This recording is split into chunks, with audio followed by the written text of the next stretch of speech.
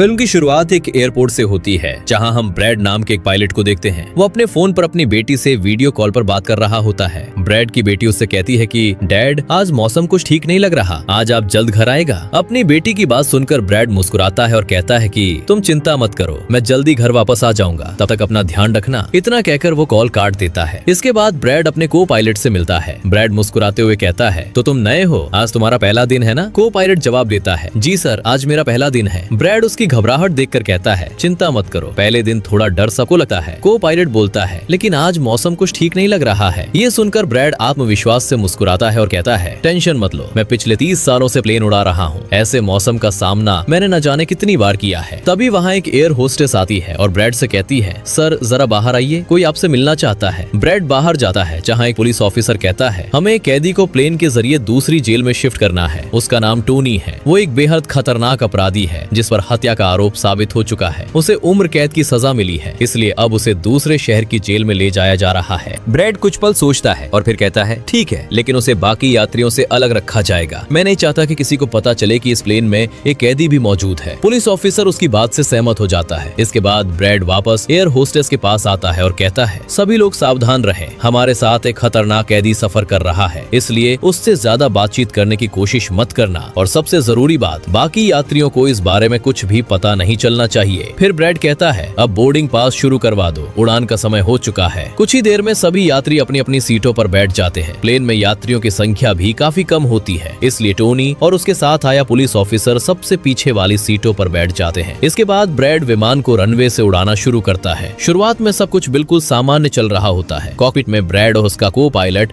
आपस में बात कर रहे होते हैं, जबकि यात्री आराम से अपने सफर का आनंद ले रहे होते हैं। लेकिन तभी अचानक हालात बदलने लगते हैं। ब्रैड के सिस्टम पर एक खतरनाक तूफान का अलर्ट दिखाई देता है। वो तुरंत घोषणा करता है, सभी यात्री कृपया अपनी सीट बेल्ट बांध लें, हम खराब मौसम वाले इलाके में प्रवेश कर रहे हैं। इसके बाद ब्रैड मौसम की जानकारी लेने के लिए अपने सीनियर कंट्रोल सेंटर से संपर्क करने की कोशिश करता है, लेकिन खराब मौसम की वजह से कोई सिग्नल नहीं मिल पाता। तभी अचानक एक तेज बिजली प्लेन के बेहद करीब गिरती है। पूरा विमान जोर से हिल जाता है। स्थिति को संभालने के लिए ब्रैड कुछ देर के लिए यात्रियों के पास जाता है और विमान का कंट्रोल को पायलट को सौंप देता है। वो यात्रियों को शांत करते हुए कहता है, घबराने की कोई जरूरत नहीं है, मौसम थोड़ा खराब है, इसलिए प्लेन में झटके महसूस हो रहे हैं। लेकिन तभी विमान को एक और जबरदस्त झटका लगता है। इस बार ब्रैड का सिर प्लेन से टकराता है और उसे चोट लग जाती है। इसके बावजूद वो तुरंत कॉकपिट में वापस लौटा है और कंट्रोल अपने हाथ में ले लेता है। अब वो बार बार रेडियो से संपर्क करने की कोशिश करता है, लेकिन कोई जवाब नहीं मिलता। खराब मौसम की वजह से प्लेन के कई सिस्टम फेल हो चुके होते हैं और सबसे बड़ी समस्या ये थी कि प्लेन की मुख्य पावर पूरी तरह बंद हो चुकी थी। अब पूरा प्लेन केवल इमरजेंसी बैटरी पर चल रहा था। ब्रैड घबराकर सिस्टम चेक करता है और फिर कहता है, हमारे पास सिर्फ 10 मिनट की इमरजेंसी बैटरी बची है। ये सुनकर को पायलट के चेहरे का रंग उड़ जाता है, क्योंकि अगर अगले 10 मिनट के अंदर प्लेन को कहीं सुरक्षित लैंड नहीं कराया गया तो ये प्लेन कभी भी क्रैश हो सकती है।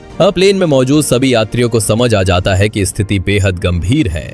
विमान की मुख्य पावर पूरी तरह बंद हो चुकी थी और अगर जल्द ही कोई समाधान नहीं मिला तो ये प्लेन कभी भी प्लेन क्रैश हो सकती थी। एयर होस्टेस तुरंत सभी यात्रियों को चेतावनी देती है, कृपया अपनी सीटों पर बैठे रहें और सीट बेल्ट बिल्कुल ना खोलें। उधर ब्रैड और उसका को पायलट लगातार तूफान से बाहर निकलने की कोशिश कर रहे होते हैं। तभी अचानक पुलिस ऑफिसर के हाथ से मोबाइल फोन गिर जाता है। वो उसे उठाने के लिए अपनी सीट बेल्ट खोल देता है। ये देखकर एयर होस्टेस उसकी मदद करने के लिए अपनी सीट बेल्ट भी खोल देती है, लेकिन उसी समय प्लेन को एक बेहद जोरदार झटका लगता है। दोनों संतुलन खो देते हैं और गंभीर रूप से घायल हो जाते हैं और दोनों वहीं पर मर जाता है। ये देखकर बाकी यात्री घबरा जाते हैं। इधर इमरजेंसी बैटरी का समय भी तेजी से खत्म हो रहा होता है। किसी तरह ब्रैड विमान को तूफान से बाहर निकालने में कामयाब हो जाता है, लेकिन अब बैटरी में केवल 3 मिनट का समय बचा होता है। तभी ब्रैड की नजर नीचे एक घने जंगल पर पड़ती है। चारों तरफ समुद्र और पानी फैला हुआ था। ऐसे में जंगल के बीच कोई खुली जगह ही उनके लिए आखिरी उम्मीद थी। अब उसके पास वहीं इमरजेंसी लैंडिंग करने के अलावा कोई और विकल्प नहीं था। लैंडिंग से पहले ब्रैड एक पल के लिए अपनी बेटी की तस्वीर को देखता है।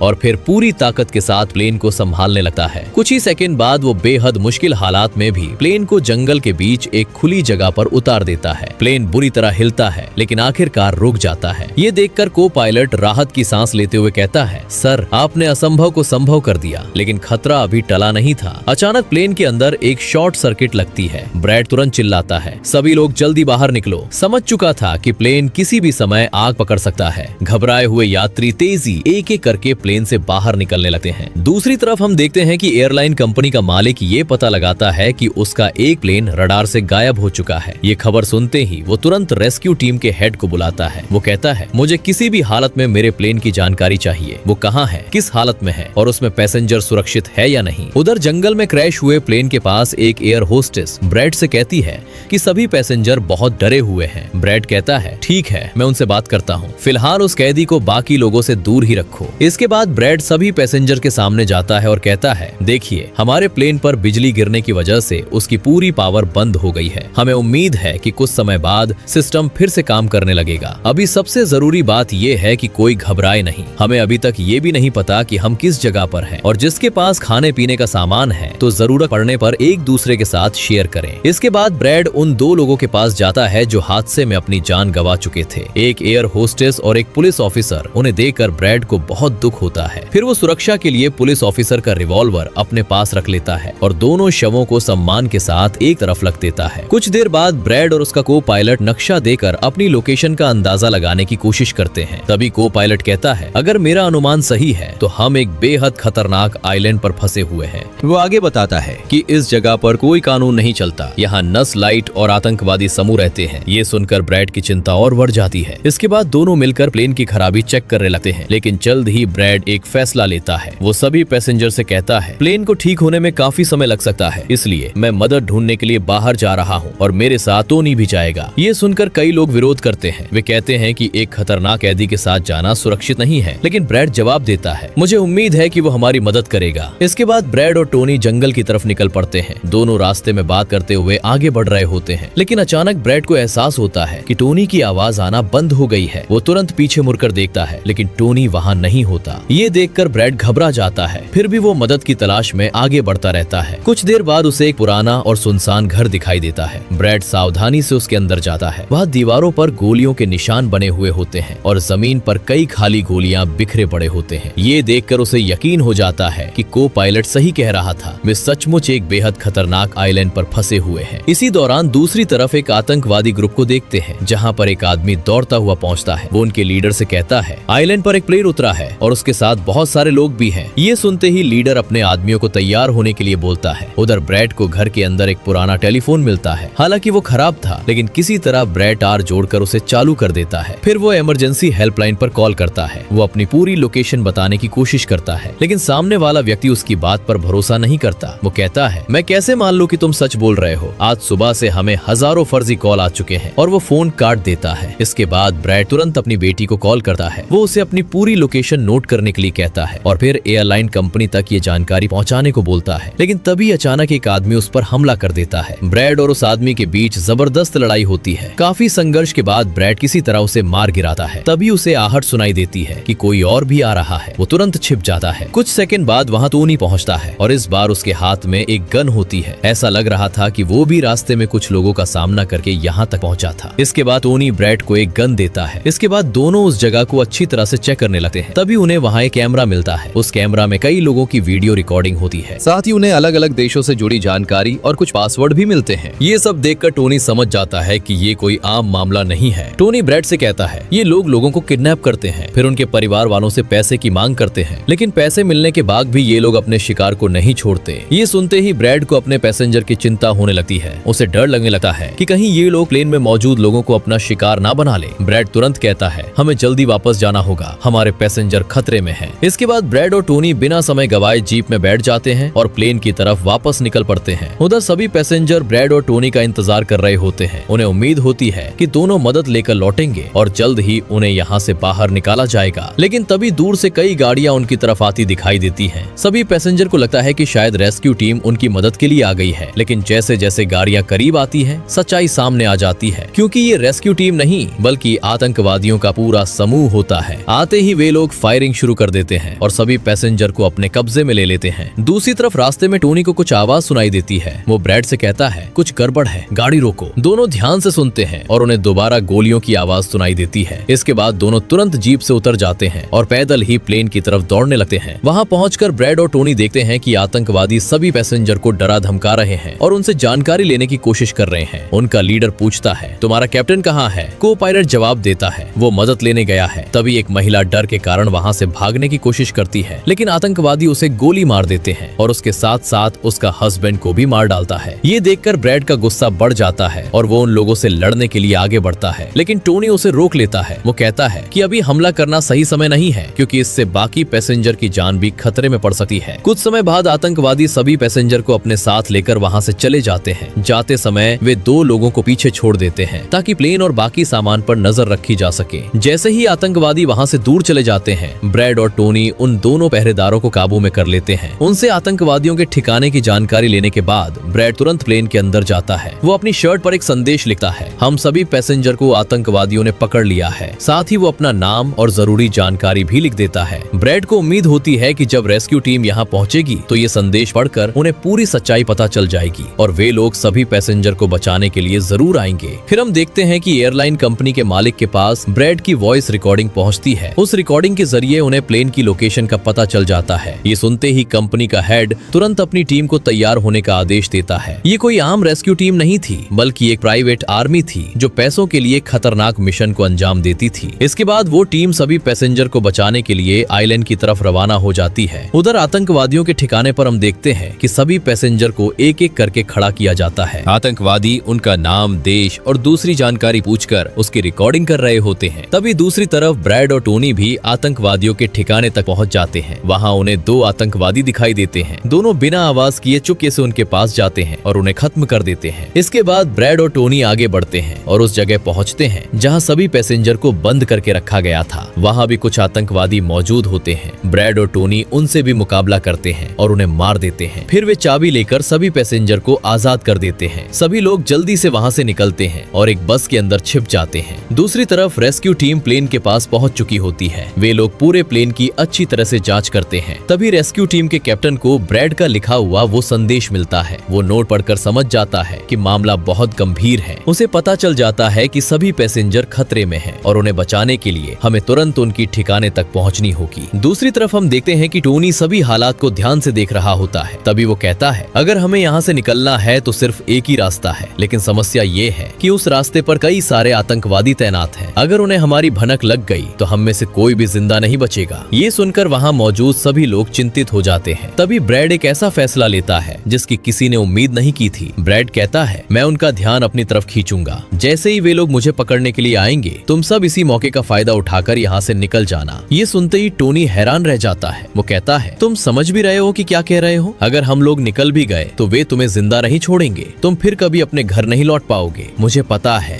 लेकिन इन सभी लोगों की जिम्मेदारी मेरी है। मैं इस प्लेन का कैप्टन हूँ। अगर मैं अपनी जिम्मेदारी नहीं निभाऊंगा तो फिर कौन निभाएगा? मुझे नहीं लगता कि वे मुझे तुरंत मारेंगे। मैं कैप्टन हूँ। हो सकता है वे मुझे बंधक बनाकर एयरलाइन कंपनी से बड़ी रकम मांगना चाहें। इतना कहकर ब्रैड वहां से निकल जाता है। अब वो जानबूझकर आतंकवादियों का ध्यान अपनी तरफ खींचने लगता है। कुछ ही देर में कई आतंकवादी उसे घेर लेते हैं। उसी समय गैंग के लीडर का छोटा भाई उसके सामने आता है और पूछता है तो तुम ही उस प्लेन के कैप्टन हो? ब्रैड बिना डरे जवाब देता है हाँ, मैं ही कैप्टन हूँ। तभी वहाँ गैंग का लीडर भी पहुँच जाता है। अब ब्रैड उसे बातों में उलझाने की कोशिश करने लगता है ताकि बाकी लोगों को भागने के लिए ज्यादा समय मिल सके, लेकिन तभी हालात अचानक बदल जाते हैं क्योंकि उसी वक्त रेस्क्यू टीम वहां पहुंच जाती है। आते ही वे आतंकवादियों पर हमला बोल देते हैं। चारों तरफ गोलियों की आवाज गूंजने लगती है। कुछ ही समय में रेस्क्यू टीम अधिकांश आतंकवादियों को मार डालते हैं। इसके बाद वे सभी पैसेंजर और ब्रैड को सुरक्षित बाहर निकाल लेते हैं। फिर सभी लोग बस में बैठकर वहां से निकलने लगते हैं, लेकिन खतरा अभी पूरी तरह खत्म नहीं हुआ था क्योंकि गैंग का लीडर किसी तरह बच निकलता है। वो अपने ठिकाने पर चारों तरफ फैली तबाही को देखता है। फिर उसकी नजर अपने छोटे भाई पर पड़ती है जो अब जिंदा नहीं था। ये देखकर उसके चेहरे पर गुस्सा साफ दिखाई देने लगता है। वो दहाड़ते हुए कहता है, मैं किसी को नहीं छोड़ूंगा। इसके बाद वो तुरंत अपने बाकी साथियों को इकट्ठा होने का आदेश देता है। दूसरी तरफ हम देखते हैं कि प्राइवेट आर्मी का कैप्टन ब्रैड से कहता है, सबसे पहले एक बात साफ कर दूं,